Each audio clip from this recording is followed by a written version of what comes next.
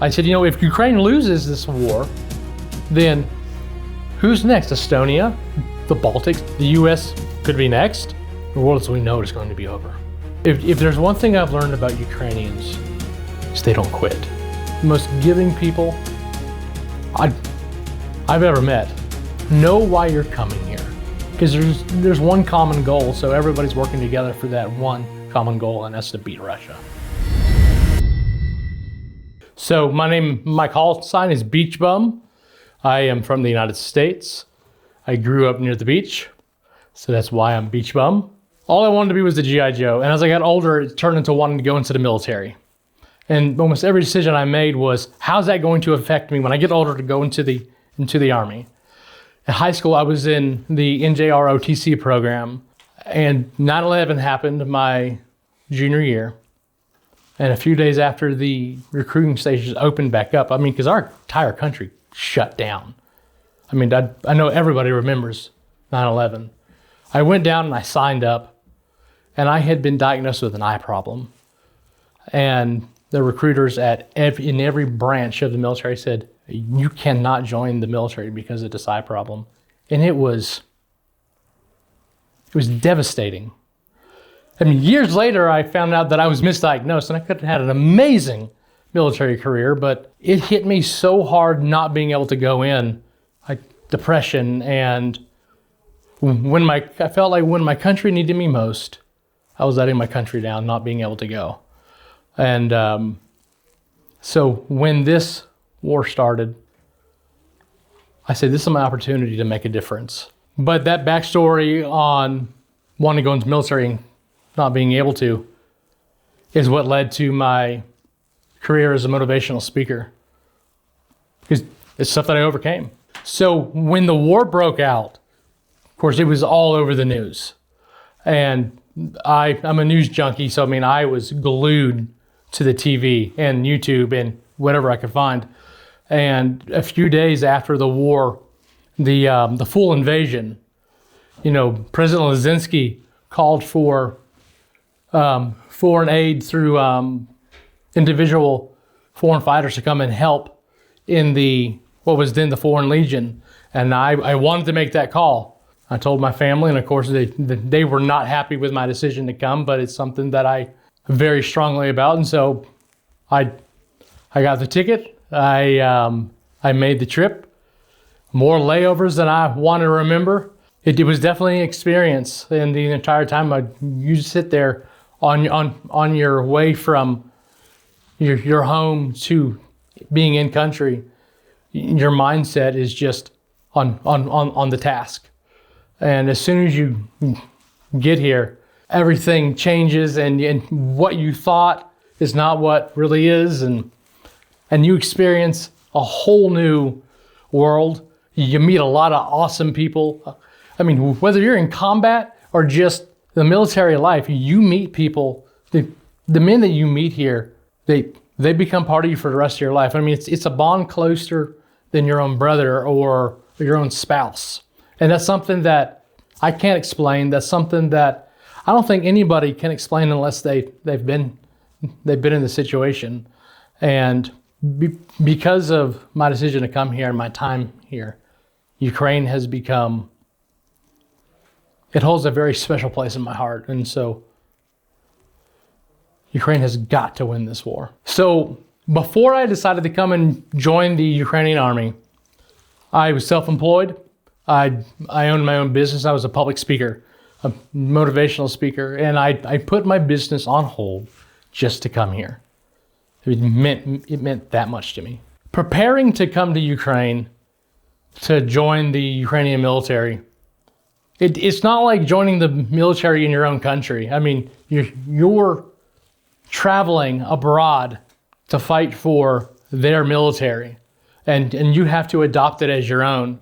And so preparing for it, number one, the first step is to try to prepare mentally. And you cannot prepare mentally enough if you've never been in this situation. You are going, all you have to go on is what other people have said and what you think. But doing as much as you can to prepare mentally, get as much information as you can, talk to a lot of people, find people who have been there already, get information, watch as many interviews as you can from the horse's mouth. I mean, because that is the best way to prepare, is from the horse's mouth, from the people who have already been there. You go online and you apply, and they contact you, and you have to step by step really go by everything that they say. I mean, because it's for your own good. And I got my ticket. I flew over. I took the bus from where I landed all the way to Ukraine, and that was about a 3-day journey from taking off in the United States to getting in country. But I'm okay with it taking so long, because you have that much longer to sit there in those final moments of preparing yourself mentally for it, because it's very important. Because if you're not prepared mentally at all, then, I mean, go home. Once you're in country, in preparation, and everything's laid out for you, word for word, duty for duty, you know exactly what you're supposed to do. I mean, they give you all the resources to get ready. The training is on point. So I came here to Ternopil, and from Ternopil, waiting to get all your documents in order, getting everything you need to get done with your passport and your tax code, and then you go to the training camp, which I'm not going to say where it is for security reasons, but from there you go through that training, and in that time, this was 2 years ago for me, and during that time you will get interviews from different units, and that's when you decide what unit you're going to go with, or what unit is going to accept you. The medical education it's very westernized. I mean, it's very modern. It's very professional. I mean, my IFAC kit was state of the art. I mean, learning how to use a tourniquet correctly, how to take it off correctly. I mean, because you can really mess somebody. You can kill somebody if you're not careful, taking a tourniquet off the wrong way, the wrong time. And so these are the skills that the Ukrainian military gives you. I mean, even if you have no skill prior, when you get done with the training, you have those skills, and you know how to do it step by step. You know how to do it in your sleep. The reason I chose to come here. When I first came here, I didn't want to come here just to say, oh, I'm fighting for Ukraine. I said, if Ukraine loses this war, then who's next? Estonia, the Baltic states, Poland, NATO. Is NATO really prepared? And if NATO falls, the U.S. could be next. I mean, that is World War III. And so I said, no matter how small my part is in trying to help keep that from happening, I knew that I could not sit back and do nothing and live with that, knowing that I could have done something. Russia cannot win this war, because if they do, the world as we know it is going to be over. And so Russia will not win this war, because now Ukraine is the most experienced military in the world right now. And this is the biggest war in Europe since World War II. And there are no other better prepared, more experienced soldiers than the Ukrainian military. And the will of the Ukrainian, not just the military, but the people, it's too strong, it's too prideful. Ukraine will not fall. Ukraine will win this war. If there's one thing I've learned about Ukrainians, is they don't quit. They the hardest working people. And I mean, and that transfers over to a military style of way of thinking. Even in the United States, you don't have that type of dedication that these people have. I mean, they're fighting for their lives. And all the technology now, I mean, Ukraine is building a lot of their own weapons now. I mean, before the full invasion, they didn't have a lot of domestic weapons, but now they do. I mean, the drones, the drone boats, the drone submarines, and now other countries are coming to Ukraine saying, teach us this. I mean, Ukraine created an entire new way of warfare. And I think it really caught Russia and the world off by surprise. And those are the outside of the box thinking that is going to win this war. Yes, Russia may be bigger. Russia may have a lot more men. But the reason Russia's going to lose this war is because they're not Ukraine. The biggest similarity I see in Ukraine in my country is the patriotism, the national pride.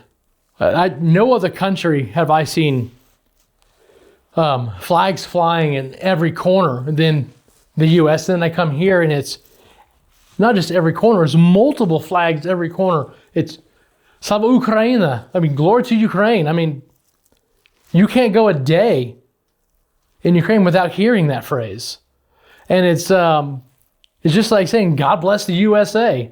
The thing about Ukraine and the Ukrainian military that surprised me the most was, being an American, we think that America is the first world country and no one compares to us. And we're taught that Ukraine is this third world country. We come here, and Kyiv is the little New York. It's first world country. I mean, there's a lot of stuff that's created here. I mean, a lot of engineering, and I was so blown away. Number one, by the food is amazing. I mean, I don't want to say the restaurant, but it's one of the biggest fast food restaurants in the world, in the United States. One of the things that they offer on their menu is 19 ingredients in it. And in Ukraine, it's one ingredient.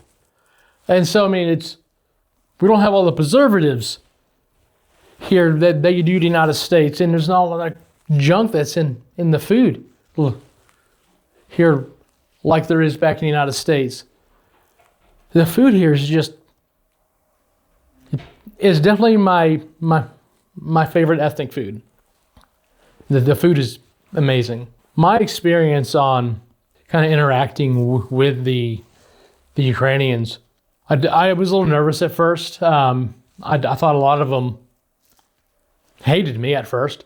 United States, everybody always has a smile. Not everybody just has a smile for no reason. And so I thought these people hated me. I'm like, these people they don't even want me here.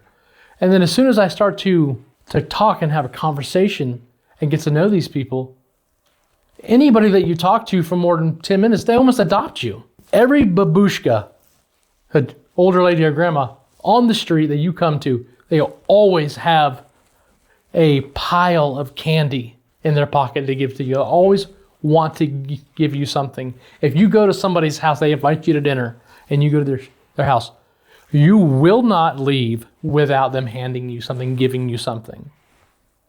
The most giving people I've ever met. Know why you're coming here. Before you make that decision to come, sit down and ask yourself, what is the reason I'm coming here? Know that, number one. Number two, mentally prepare yourself.